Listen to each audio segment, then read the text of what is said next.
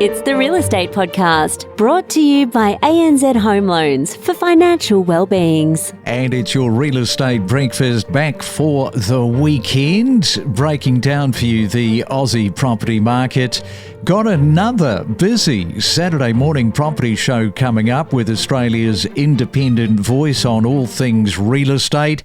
And it's been a worry where we go with this Iran war. Where is it heading?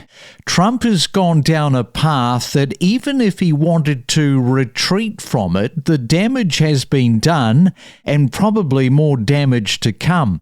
Now, if you're joining us for the very first time, a warm welcome to you. Great to have you with us. And if you enjoy the show, please leave us a review on Spotify or Apple Podcasts. It helps more listeners discover us, and also you might as well make sure that you are subscribed. We're going to have Dana Lewis and Mario Volpi. You know who Mario is. And we're going to be talking to both of them about the latest conditions from the UAE property market. So many Aussie investors in this market. They are both based in Dubai. Recent data shows the UAE business activity is slowing to a near 4-year low. It's the Saturday morning property market update. Join us for a deep dive into the world of real estate. Yes, let's come to you first off, Mario, because only weeks ago the mood felt very, very different. Now we're hearing of selective price cuts and slower deal flows, which naturally raises questions about just what is happening in the sentiment space.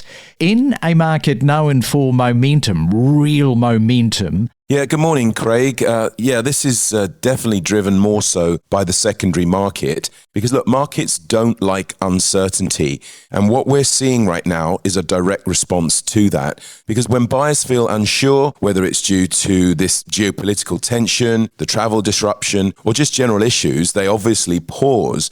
And when buyers pause, sellers who need to sell quickly obviously become more flexible. A handful of price reductions doesn't necessarily mean that the whole market has shifted. And in Dubai, where things were moving very quickly not so long ago, even a bit of a slowdown can obviously feel dramatic. So what I'm seeing is not distressed selling as such, just an adjustment, but the days of sort of easy, quick decisions, they've definitely stopped. Well, at least for now anyway. Buyers are thinking more. They definitely have the time to do their due diligence. And of course, that's never a bad thing. Yes, and let's go to you, Dana. I want to talk in just a moment about the gap that is narrowing between off-plan and secondary. Gee, this is a completely one-off year, isn't it? 2026, I think we're going to remember tourism really fell away. I mean, it's a body blow, right? I can tell you, I'm in like one of the biggest tourist areas. I live in the marina. There's nobody out, right? Normally at night, the road is jam-packed. The restaurants are full. The good news is I can get a restaurant reservation anywhere right now, but that's not sustainable for the market, right? So, and we're seeing big pay cuts in hotel staff. In those restaurants, they've taken 30% pay cuts. I think I spoke to you about that last time. Some of the restaurants are having, big inflationary costs on the goods that they're able to get here. They're taking things off the menu that overpriced for them that they can't pass on to customers. It affects rental yields because many of the short-term rentals here in the marina are empty. That will affect pricing in the market and right across the property market. So some people in the last week, I can tell you, have come back. There is a trickle of tourists beginning to come back, but all of this problem with Iran just hangs like a dark cloud over the market. Dark cloud. Yeah, that's the understatement, isn't it? And let's look at the gap that is narrowing right now between off-plan and secondary. I mean, you go back 12 months ago, there was never going to be a narrowing of this gap, but now it's sort of game on. Yeah, I mean, what's a gap, right? This is what runs the Dubai property market. We're going through a revolutionary change in the property market in Dubai, and people probably don't realize how significant and how deep this is. Essentially, this market, 70% of it was off-plan new builds. People would come in knowing that they could buy an off-plan for 15, 20% cheaper than the secondary sale market. They wait 3 years and they make money. And then they flip. But right now, the secondary market is falling, but so is the off-plan demand.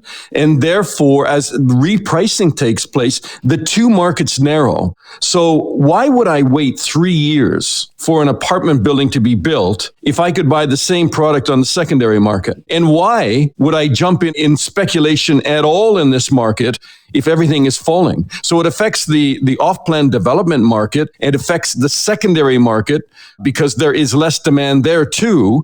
It affects rental sales and rental yields. So therefore, people who are buying simply to buy and long-term rent in the market, they're also being affected by what they're seeing. I don't want to, overhype this and say the market is being hammered. There are serious adjustments taking place, though.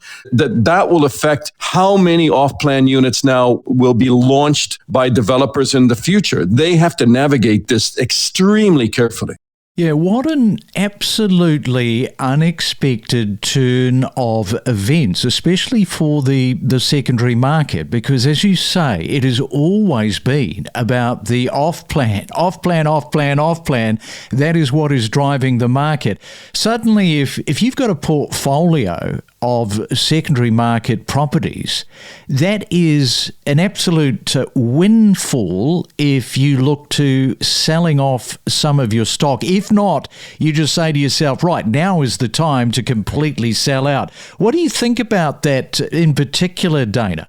I get a lot of calls from clients in the last few weeks, right? So I can just guide you through what some of the questions and conversations are. People with secondary portfolios of properties are worried that they can rent them now. And what are the rental yields? So the rental yields traditionally in this market, you could say to somebody who was buying secondary, you can say, well, it's almost a no-brainer that you're going to get 6 to 8%. Maybe you'll get 10% in some places, but actually if you really factored in their costs, they'd probably get closer to 8. That's now dropping rapidly. So if there's less demand, there are less tourists, there are less people working here. I'd say we're going to be sub 5% on some of the rental yields. And then you're wondering, why are you holding that property if it's sub 5? You can invest in a lot of products. And, the S&P 500 is doing 3 times and 4 times that, right? So why are you going to hold that unless there's appreciation in property? But right now there is depreciation in property. So I get a lot of people saying, I want to lower my risk. I want to slim down my risk, which means selling some of the units out of my portfolio. And I'm saying, okay, you're doing it in a down cycle, in a buyer's market.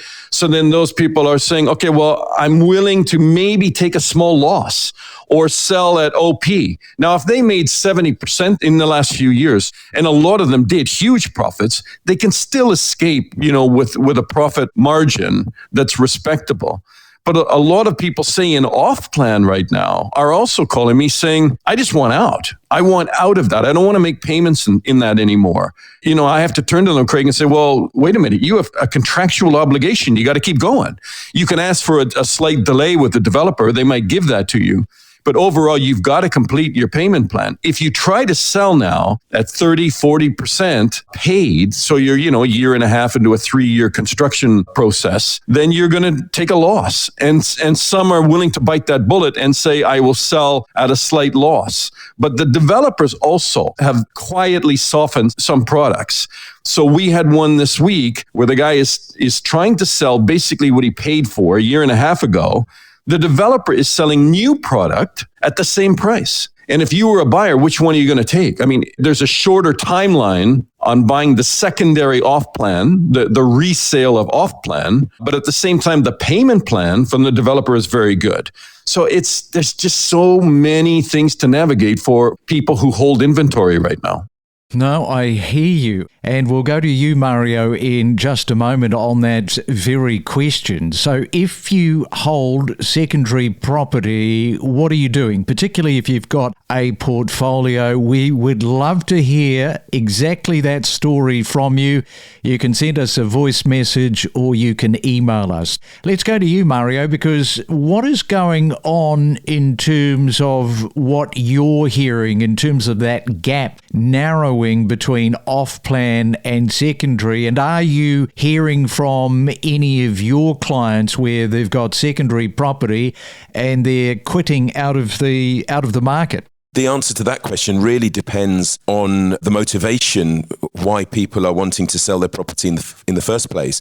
There was a lot of property on the secondary market where people were trying to sell literally just to achieve a certain figure because prices had obviously increased. So the motivation was real, but it wasn't really tangible. Now, those people are the ones that are not really necessarily coming down, and movement isn't happening there because buyers obviously are wanting deals, they're wanting to negotiate more. And so those either come off the market or they just languish still on portals. Nobody's interested. What I'm definitely seeing is that a lot of the brokers who were perhaps only off-plan brokers are now starting to get into the secondary market. They start by getting listings. They start by sort of reaching out to people, their own clients, to see if those clients are interested in selling or, dare I say, even renting. Any movement is better than none because literally off-plan, they're sitting on their hands right now, and that's not a good thing for the market. So that's on pause, but there's still movement in secondary, but only for those who have a genuine motivation for selling and are listening to the offers that are coming in.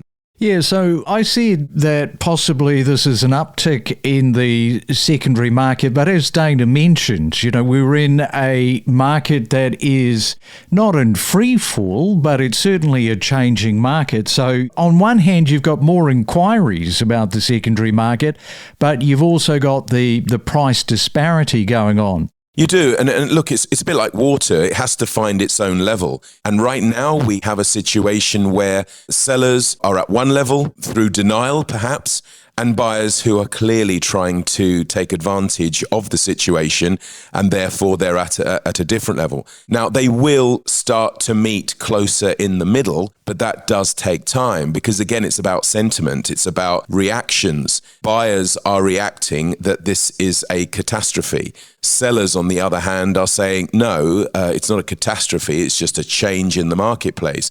By the way, I still want to sell, and this is the price I want. Buyers then walk with their feet, or they don't bother to come and view. And as time goes on, the reality sinks in. And of course, it goes from what was a seller's market into now a buyer's market.